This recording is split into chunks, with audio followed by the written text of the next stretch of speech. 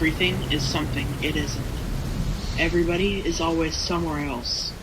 Maybe I wasn't thinking of the names. Everything that I touch is something it's not. The surface was rubber and everything was glass when it was not. He was in a washable house. He wasn't sure about it though.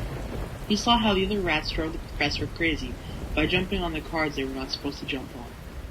One day the card situation was changed on the rat. The rat jumped on the card and it went insane. He had convulsions over and over. It was racing around. He didn't know which door to open in the house to jump at to get through. Fred saw his eyes staring back to him. More and more he was confronted by a problem that had an incapable solution. He said, "This is madness!" with a convincing roar. He didn't even understand why this would be different than what happened before.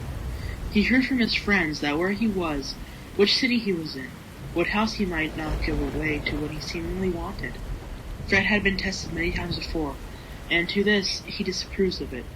He was sorry he had seen his eyes and they had seen him. All my life I have been confronted with situations that do not have the best way of being solved, if not at all. Because they would wait until I had learned to open the door, thrown with the circle, they would change it on me. They have changed so many doors in my 20 years of this testing. They teach you prayers in the right door, and then you would open the door to your fate. One day you opened it and didn't give it away, so they put a chip in your shoulder. Did I tell her about the door that they substituted in, or not? There are two. One with an equation and amoeba, and one with a check. If you open the door and a hand came right back at you, it would hurt. Bad. They pick on you for doing something wrong, like jumping on the wrong card or opening the wrong door. They bring it in front of the whole family. But it is a vital thing, that life goes on and they change the door on you.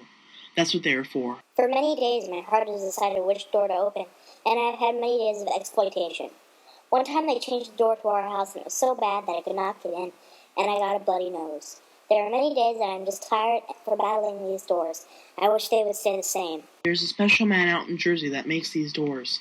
Fred is thinking about the turmoil that he puts him through every day. He goes through the motions, making sure not to miss anything, and to make sure it is impossible to tell what Fred is feeling right now, how it makes him feel and how it affects his morality. He walks down the corridor. He slowly walks to the door that is all too familiar. He feels a thick, shag carpet down by his feet. He gets to the door. He opens it. He pauses. He slowly takes a step in. Much to his surprise, the carpet continues, and lights go down to the corridor to his room. Hello! Fred, you have reached the real world. Explore it and enjoy it.